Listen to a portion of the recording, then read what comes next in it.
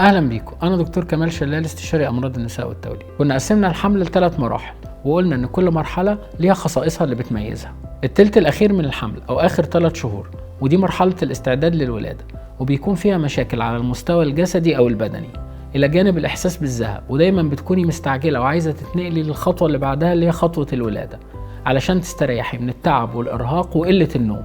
بس غير الاستعجال والزهق، هل في اعراض تانية ممكن تجيلك في اخر 3 شهور من الحمل؟ يلا بينا نعرف مع بعض. في آخر شهور الحمل حجم البطن بيزيد وحجم الجنين بيزيد، وده ممكن يؤدي لأنه بيضغط على بعض الأعضاء الحيوية في جسمك ويسبب لك شعور بعدم الراحة، إلى جانب بعض الأعراض اللي ممكن تختلف من واحدة للتانية. بس أكتر حاجتين بيكونوا ظاهرين في الفترة دي ضيق التنفس وحرقان المعدة، وممكن معاهم البواسير كمان. ضيق التنفس بيحصل لأن حجم الرحم بيبدأ يكبر ويضغط على الحجاب الحاجز والرئتين ويخليكي مش عارفة تتنفسي بسهولة. أما حرقان المعدة اللي كان اختفى بعد ال3 شهور الأولى من الحمل، فللأسف ممكن يرجع تاني بسبب التغيرات الهرمونية وبسبب حجم الرحم اللي بيكبر ويضغط على المعدة ويسبب لك الشعور بالحموضة أو حرقان المعدة. البواسير ممكن تظهر في آخر شهور الحمل، ودي بتكون برضو راجعة لزيادة حجم الرحم اللي بيضغط على الأوردة اللي مسؤولة عن رجوع الدم من نص جسمك التحتاني للقلب، فبالتالي الدم هيتجمع في النص التحتاني من الجسم وتبدأ تظهر دوالي الساقين. والبواسير عبارة عن دوالي مؤلمة في منطقة الشرج.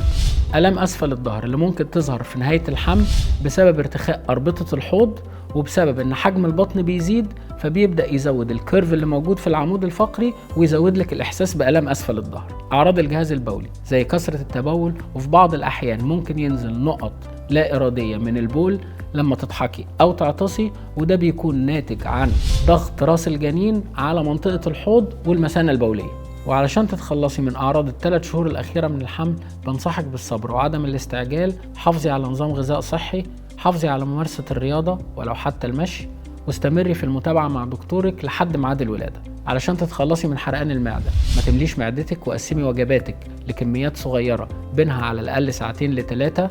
اشربي مية كتير، وزي ما بنقول دايما شرب 8 ل 10 كوبايات مية في اليوم. ابعدي عن الحاجات اللي ممكن تزود الحموضة زي المقليات والسبايسي فود والشاي والقهوة والشوكليت. وفي النهاية لو ما جابتش نتيجة بنضطر نلجأ لمضادات الحموضة تحت إشراف الطبيب. علشان تخففي من ضيق التنفس في آخر 3 شهور من الحمل، حاولي دايما تاخدي أوضاع مناسبة وانتي قاعدة، وأثناء النوم حاولي تنامي على جنبك أو تحطي مخدات ورا ظهرك علشان يبقى في حيز للرئتين للتمدد وتقدري تتنفسي بسهولة.